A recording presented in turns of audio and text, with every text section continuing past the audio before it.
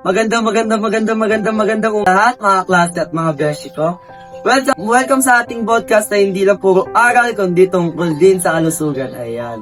Well, ako nga pala si Adrian Bakiran. Ako po si Joseph R. Junior, sa ating episode na to, pag-uusapin natin ang mental health patungkol sa mga estudyante. Kaya mo yan. May nakapagsabi na ba sa inyo nito? Or kaya drink ka muna ng water na para bang may magagawa ang water sa sakit at sikip ng dibdib na nararamdaman natin. Joke lang, kaya sa episode na to, Puno tayo ng konting good vibes at konting tawanan para hindi tayo maiyak. maiyak! So sit back and relax. Samahan nyo kami dito sa podcast namin. Let's promote and empathy. Support, and a little bit of humor, kasi sa totoo lang, lahat tayo deserve natin maunawaan. Meron tayo ditong guest na magkukwento ng kanyang storya about sa mga nag-struggles na at kung paano niya ito nalampasan. Sa likod ng bawat ngiti ng isang estudyante, may mga araw na pagod, pressure at tahimik na pag-iyak. Hindi madali mag-aral, may deadlines, may expectation, at minsan may paramdam na hindi sapat. Pero tandaan, hindi ka nag-isa. Normal mapagod, normal malungkot, at normal din huminga sandali. Ang mental health ay hindi kahinaan, ito ay bahagi ng ating pagkatao. At dapat itong tandaan. Gaya ng ating pag-aaral, ang pagiging mahalaga ngayon ay marunong tayo hindi gumip up sa mga bagay na nagpapabigat sa damdamin natin. Kaya natin to, at kaya niyan. Kaya. Sana marunong din tayo magpahinga kahit sa maliit na oras lang. Kailangan niya yan. Wag niyo isang tabi ang nararamdaman ng bigat ng loob niyo, mga kabeshi. Meron tayo ditong guest na magkukwento ng kanyang storya about sa mga nag-struggles niya at kung paano niya ito nalampasan. Maraming salamat po sa papunta, Mr. Andrew. Paulo. Pupo kayo. Mag-ask po ako sa inyo ng some question about sa mga naranasan yung struggles at kung paano mo ito nalagpasan. Okay lang po ba yan? Okay lang po. Ito po ang unang namin pong question niyo. Po. Una sila, ano po ang lagay ng mental health mo? Kayon po. Ang lagay ng mental health ko ngayon is 50-50. Kasi tayong mga tao, hindi naman talaga natin nalalampasan yung mga problema. Siyempre, na-apektuhan na rin yung mental health natin. Kaya 50% good, 50% bad. Sa bagay, God din naman sa amin. Sa number 2 question naman, can you share a bit of your experience dealing with your mental health, stress or anxiety, at kung paano mo nalampasan yan? Nung time na gumagawa ako ng schoolworks, sobrang cramming ko talaga nun, as in, grade 10. Yun. Tama. Tapos, umabot na nung kinabukasan na wala na akong tulog, ganyan. Ayun, nalampasan ko naman dyan kahit sobrang hirap kong yung pinagdaan ng experience. Okay. Next sa number 3 question po namin, ikaw ba, naranasan mo ba kapag nagkwento ka, parang in-evaluate your feelings mo at sinasabing kami nga yung kabataan namin na ganito kami din? Oo, yung mga time na gano'n. Kasi syempre sa akin, gusto ko lang din maglabas ng kwento or kalobin, ganyan. Pero may mga rin kasi, may mga may epal, ganyan. Tama. Parang sinusupalpal ka pag nagsasalita. Apple, no? Kaya, ayun lang. Okay. Sa number 4 naman, bilang isa ka sa mga kabataan niya na nakakabilang sa pag-asa ng bayan, paano mo nakakayanan ng mga expectation ng mga tao sa paligid mo? Pagdating naman sa expectation, sa akin, ginagawa ko lang din naman yung The best. Yung best ko. Para kahit paano nakikita niyo yung expectation ng mga sa amin, ganyan. Pero yung mga time talaga na di-disappoint ko sila. Explain din naman ako sa kanila na ganyan. Kaya yun. For number 5 question, lahat tayo napapagod pero bilang isang student at isang bata, paano mo hinaharap yung isang pagkakataong feeling mo hindi mo na kaya at sukong-suko ka na sa buhay? Inaarap ko yung mga time na gano'n. Ginagawa ko lang is, kumbaga, iniisip ko na lang na may goal ako na tapusin. Sa goal. Oo, focus ako sa goal. Kailangan kong tapusin to. Kung natapos ko to, isang achievement para sa akin yan. Kahit sobrang daming umangarap sa akin na hassle, ganyan. Problema. Okay, number 6 naman. For number 6 question, pag nagkukwento ka sa mga friends mo or family mo, ano yung mga words na hinahanap mo na kapag narinig mo, nakakagaan at sa pakiramdam? Kumbaga yung word na proud ako sa'yo. Uy, Kasi, kahit sobrang daming problema na iniisip mo, naalagpasan at naalagpasan. Okay. In number 7 question po, do you have a moment na hirap ka mag-open sa mga close friends mo or sa family mo? Oo, may mga time na ganun kasi di naman lahat ng kaibigan ko, close to, ganyan, na kumbaga one on one na kung hindi, one on one na pag-uusap lang, ganyan. Kumbaga hindi ako okay sa ganun. Mas okay ako sa mga malapit talaga sa akin. for number 8 question, sa panahon ngayon, kahit na nabibigyang pansin na ang mental health ngayon, meron pa rin talagang mga hindi sanay sa ganitong bagay kapag nagkukwento kaya madalas kang invalidate. Ano ang masasabi mo din? Para sa akin, sa mga nai-invalidate, kapag nagkukwento sila or what, kumbaga, para sa akin lang tuloy ko na lang din. Tapos, kung ano yung nanikwento ko, ganyan. Kahit sinasapalan nila ako, tutuloy ko pa rin. Tapos, kapag nagkaroon ng time na kausapin, ganyan. Doon ko sila pagsasabihin. Okay na. For number 9 question, bilang estudyante, madalas kayong malitin sa mga bagay-bagay lalo na sa inyong mental health. Kaya siya parang yan lang ang nagreklamo agad kayo.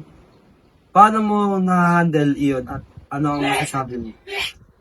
Masasabi ko lang sa kanila, wala silang pakiramdam dating sa isang tao na may problema, ganyan. Sinasabi nila, parang maliit na bagay, parang simple lang yan. Pero pagdating sa akin, maraming problema. Number 10 question. If you are given a chance to talk to your younger self, ano po ang advice nyo sa gusto mong sabihin sa kanya? Gusto ko lang sabihin sa batang lang,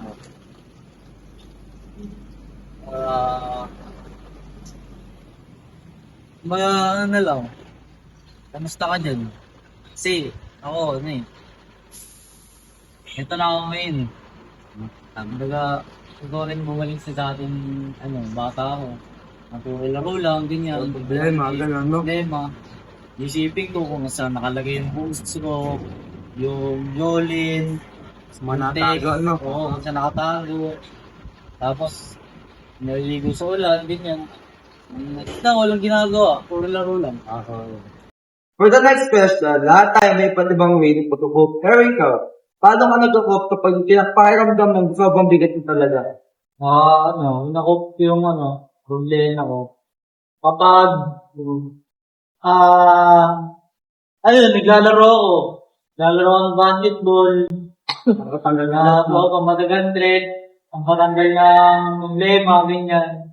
Pero pagkatapos ng mga yun, hindi naman natin naiiwanan na hindi babalik. For next question, sa pag-uusap natin ngayon about sa mental health, may gusto ka bang sabihin o advice sa mga kabataan o kahit matatanda na nakakaranas nito ngayon? Sabi ko lang sa na nakakaranas ng mental health. O kaya sa mga kabataan kagaya. Nag-igo ka ba? Oo, tapos kain muna tayo. Lagay niyo lang. Tapos, naalamasan niya rin yan. Kain lang kayo ng kain. Hindi po ako. Next question, sa lahat ng mga napagdaanan mo, sa lahat ng pagod at puyat, Anong pinaka-tumatak sa'yo na kapag naalala mo, mapapasabi ka na lang grabe yung nalalabas sa iyo? Yung pagkakaraming ko, lahat ng ng activities ko, mga nakapag-hear na, grabe, natapos ko pala yun. Next question. Sa mga nakakaranas nito, hindi lang mga kabataan, kundi pati na rin ang mga may edad na. What is your advice sa kanila kapag pagod na rin sila at nawawalan na sila ng lahat sa mga bagay? Ang ma-advise ko lang sa inyo, put God first. Yun lang. For next question, ngayon, hindi na talaga may iwasan ang pagkaka-cooperate sa panahon noon at sa ngayon. Ano ang mga bagay na gusto mong maintindihan ng mga matatanda tungkol sa pagiging estudyante ngayon? Ang narinig ko sila lagi, nag-aaral ka, kung ako sa'yo, ginawa mo na yan. Sana iwasan nila yun. Hindi naman sila nag-aaral Tama. Next question. Ang magbuha pinag-iba ng pagod na? Pagod na. Anong pinag-aiba sa pagod na? Pagod at sa pagod na. Ang pagod, hindi ka magpahinga. Ang pagod na, yung mo makikita na mahirap pala. Tapos yung time na matuto ka na. Yan. Paano mo masasabi kung ikaw ay pagod na, hindi pagod lang? Pag ako pagod na, ibig sabihin nun, sobrang na ako na, puno. Pag pagod lang, napagod lang ako ng konti. Pero ulit. Next question. Mayroon bang mga senyales na nagpapahiwatig na kailangan mo na magpahinga mula sa mga gagawin mo? Meron. Pag Tulad ng ano? Bulad na nanghihina na yung katawan ko. Bulad na, kumbaga, naiinip na ako. Sa ginagawa ko. Next question. Ano ang mga imposibleng dahilan kung bakit ang isang tao ay nakakaroon ng pagod? Ng pagod na, hindi pagod lang. Stress. Mga ginagawa nila. Siyempre, sa problema natin. Ano ang mga hakbang na maaari mong gawin upang malampasan mo ang pakiramdam na pagod na, hindi pagod lang? Ang maano ko lang sa inyo, magpahinga kayo. Bigyan rin kayo ng time sa sarili nyo. Paano mo malalaman kung ang iyong kapagudan ay normal lamang o kung ito ay senyales ng isang malalang kondisyon?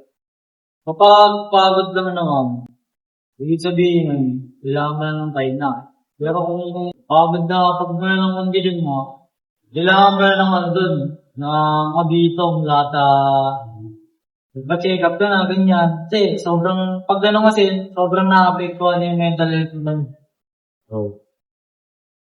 Next question. Paano po mapangkili ang iyong enerhiya sa buong araw upang maiwasan ang pagpapagod? Papagod, matulog na ng may sapat na tulog na, tapos tamang kain. Saka, huwag na mag-bisyo. Ano ang mga epekto ng sobrang pagkapagod sa iyong kalusugan at buhay? Dahilan? Epekto ng sobrang pagkapagod. Epekto? Kumbaga nawawala na ako ng gana talaga, tapos laging nag-effect yung katawan ko, tapos di ako nakapag-mahal. Next question.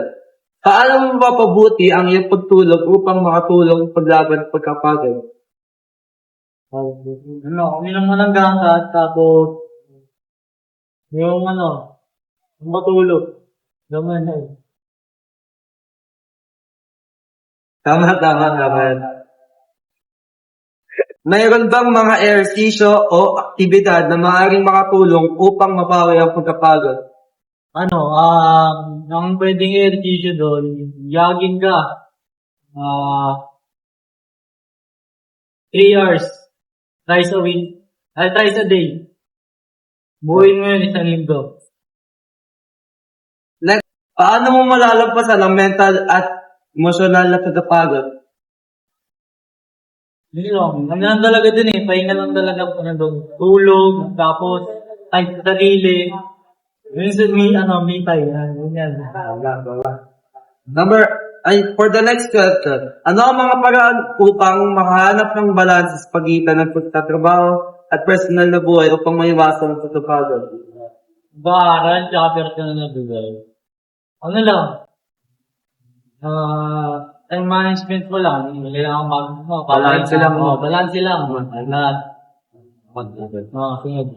Next question po. Paano mo matutulungan ang isang kaibigan o mahal mo sa buhay na nakakaranas na pagod na, hindi pagod lamang? Paano mo ka matutulungan? Magtutulungan ko sa parang ayayin mo siya maglaro kung anong gusto niyang gawin. Tapos mag-ready kung kung ano yung pwede mga tulong sa kanya para help naman yung pagod mo. Naharap ko lang yun. Mga kaklase, oras na para mag-real talk. Hindi lahat ng ngiti ay masaya. Kaya simula ngayon, maging mapagmalasakit tayo. Kung may kaklase kang mukhang pagod, kumustahin mo. Hindi naman yung mabigat, di ba? Kung may kaibigan kang tahimik, kausapin mo. Dahil hindi lang maliit na gesture yun sa kanila. Malaking bagay na rin yun dahil mas feel nila na may makakarinig sa kanila. Di ba nga mga beshi? Pakita ng kabaitan, pakinig, damayan. Okay po, MJ, maraming salamat po sa ating pagpunta, sa inyong pagpunta sa ating broadcast.